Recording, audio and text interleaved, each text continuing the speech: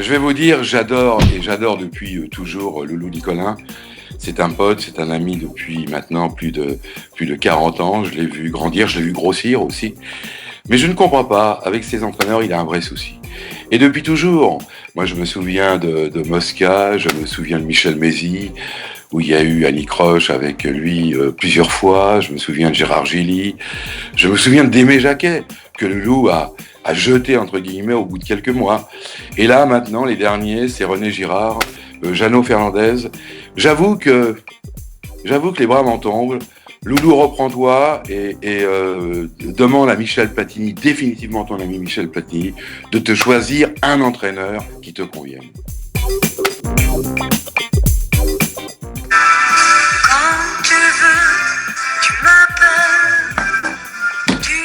Ah non, pas Nilda Fernandez. Déjà, Jean Fernandez, c'est déprimant, mais Nilda Fernandez. Parce que Jean Fernandez, on s'attendait à quoi, en fait, avec Jean Fernandez? À un miracle, en fait. Loulou Nicolin, il s'est dit, bah tiens, je vais prendre Jean Fernandez. Il a un très bon bilan, effectivement. Parce que sur les dernières années, Jean Fernandez, c'est 33 matchs, 2 victoires. Le reste, c'est du 0-0 et au mieux, c'est une défaite honorable. Ça te fait rêver, toi? T'es champion sortant, tu prends Jean Fernandez. Le mec, il prend la JOCR. Alors, il a un petit pic à un moment donné, un coup de bol, et puis après, des deux. L'AS Nancy-Lorraine, des deux. Alors, il se barre avant. Quel courage, quelle élégance. Mais des deux. Il arrive, il prend Montpellier. Mais quand est-ce qu'on va s'arrêter? Alors, il nous a promis Maradona, Nicolas. On ne demandait pas ça, nous.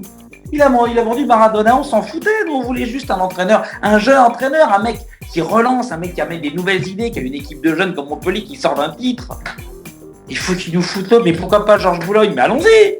Prenons même carrément, allez, Jean Fournet-Fayard à la Fédé, et René Coty, et rappelons le général, et Maréchal nous voilà, et puis Michel Debré à l'agriculture. Non mais les mecs, quand est-ce qu'on passe à autre chose? Loulou Nicolin, là, stop la ganja, mec, prends des nouveaux, des mecs qui ont des projets.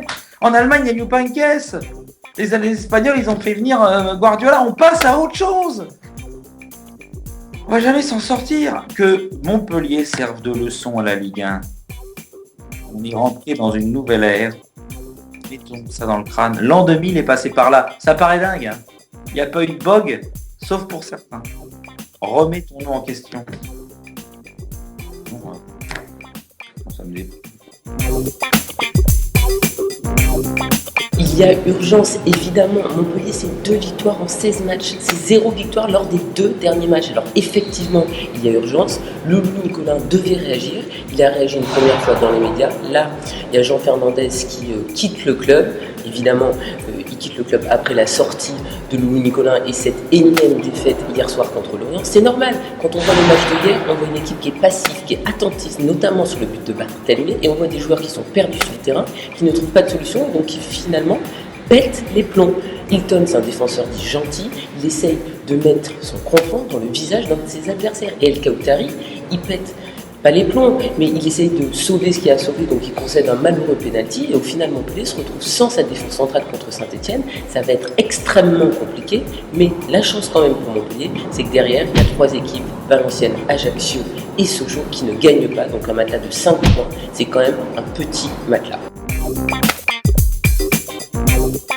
Oui, c'est l'état d'urgence à Montpellier. Le club n'a pas digéré le titre. Il ne fallait surtout pas démanteler cette belle équipe championne. Parce que maintenant, à l'heure des milliards du Qatar au PSG et de la Russie à Monaco, Montpellier n'aura plus aucune chance d'avoir une telle équipe. Le problème, c'est qu'on a un président qui ne s'amuse plus et qui est omnipotent, qui critique les choix de son fils. On a un entraîneur qui démissionne, des joueurs démobilisés et un public mécontent. Maintenant, pour s'en sortir, Montpellier devra retrouver ses valeurs, la lutte, le combat, au sens noble du terme, le mental. Pour ça, il lui faut un entraîneur à poigne, adapté au contexte. C'est très difficile, c'est très politique. Peut-être qu'Antonetti est le bon choix parce que lui aura les armes pour redonner à Montpellier ces valeurs-là, les seules avec lesquelles nombre de clubs aujourd'hui peuvent lutter face aux géants.